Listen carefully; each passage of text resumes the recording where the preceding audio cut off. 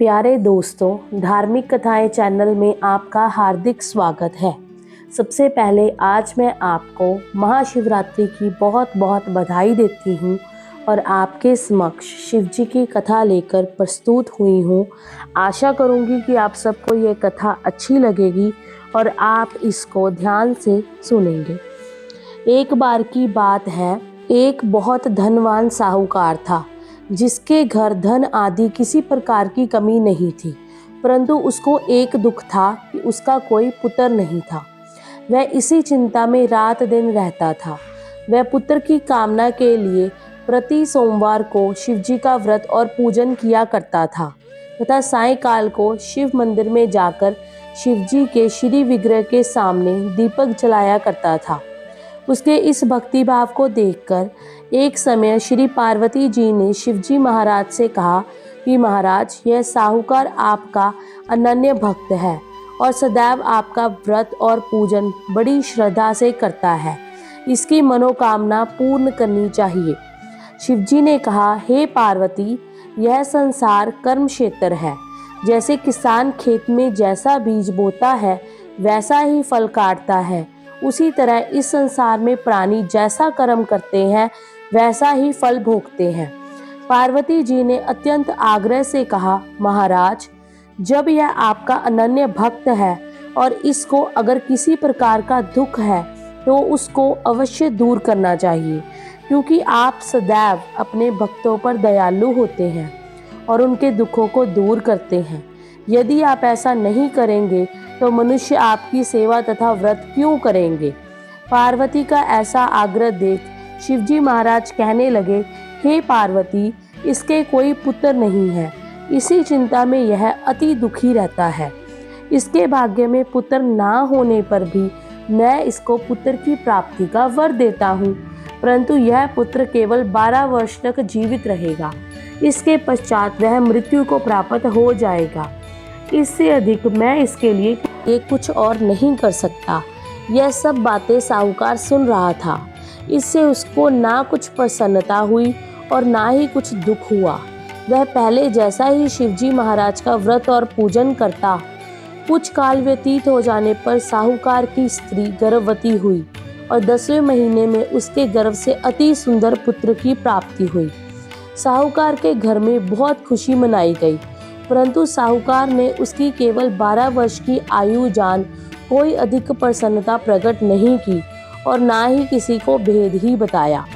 जब वह बालक 11 वर्ष का हो गया तो उस बालक की माता ने उसके पिता से विवाह आदि के लिए कहा, तो वह साहूकार कहने लगा कि अभी मैं इसका विवाह नहीं करूँगा, अपने पुत्र को काशी जी पढ़ने के लिए भेजूँगा।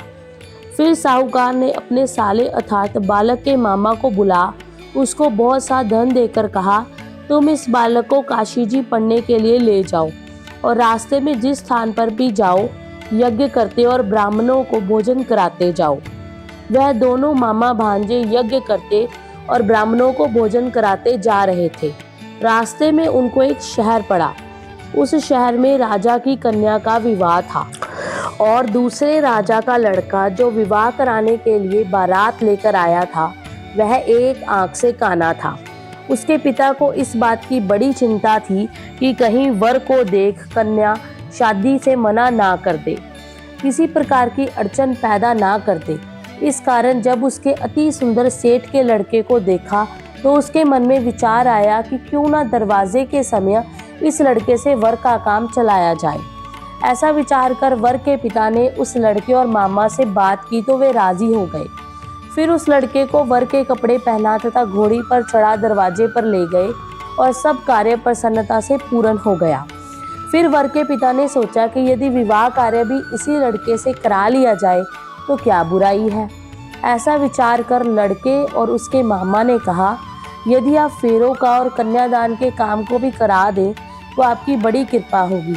मैं इसके बदले में आपको बहुत सा धन दूंगा।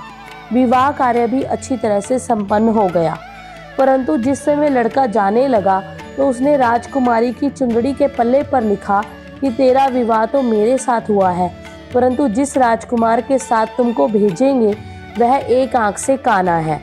मैं काशी जी पढ़ने जा रहा हूँ, लड़के के जाने के पश्चात राजकुमारी ने जब अपनी चुंदड़ी पर ऐसा लिखा हुआ पाया तो उसने राजकुमार के साथ जाने से मना कर दिया और कहा कि यह मेरा पति नहीं है, वह तो काशी जी पढ़ने गया है।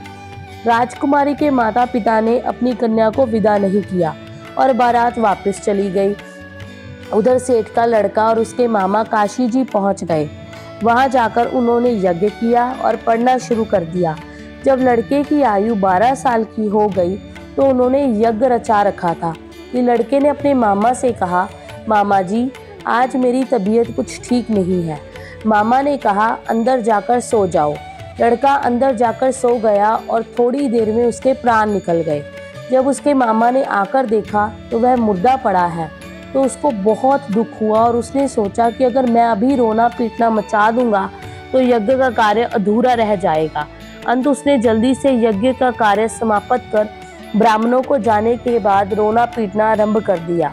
संयोगवश उसी समय शिव पार्वती जी उधर से जा रहे थे। जब उन्होंने जोर जोर से रोने की आवाज सुनी तो पार्वती जी कहने लगी, महाराज कोई दुखिया रो रहा है, इसके कष्ट को दूर कीजिए। जब शिव पार्वती के पास जाकर देखा तो वहां एक लड़का मुर्दा पड़ा था। पार्वती जी कहने लगी, महाराज यह तो वही सेठ का लड़का है जिसको आपने वरदान दिया था। तो शिव जी बोले, पार्वती ये अपनी आयु भोग चुका है। तो पार्वती माता बोली, हे महाराज इस बालक को और आयु दो, नहीं तो इसके माता पिता तड़प तड़प कर मर जाएंगे। पार्वती जी के बार बार आग्रह करने पर शिवजी ने उसको जीवन वरदान दिया और शिवजी महाराज की कृपा से लड़का जीवित हो गया और शिव पार्वती कैलाश चले गए।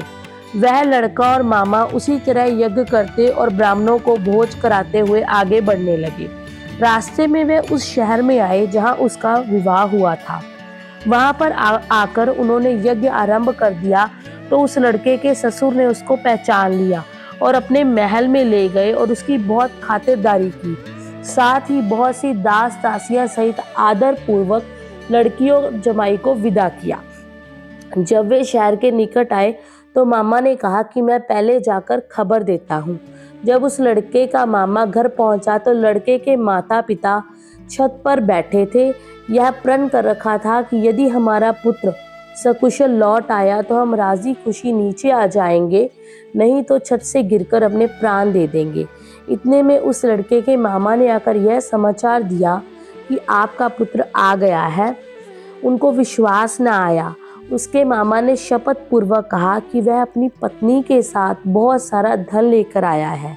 तो सेठ ने अपनी पत्नी के साथ अपने पुत्र और वधू का स्वागत किया। इसी प्रकार जो कोई भी शिवजी का यह व्रत धारण करता है अर्थात इस कथा को सुनता है तो उसकी संपूर्ण मनोकामनाएं पूर्ण होती हैं। दोस्तों, अगर आपको यह कथा अच्छी लगी है तो प्लीज़ कमेंट बॉक्स में कमेंट करें और लाइक और शेयर ज़रूर करें। शिवजी भगवान की जय। धन्यवाद।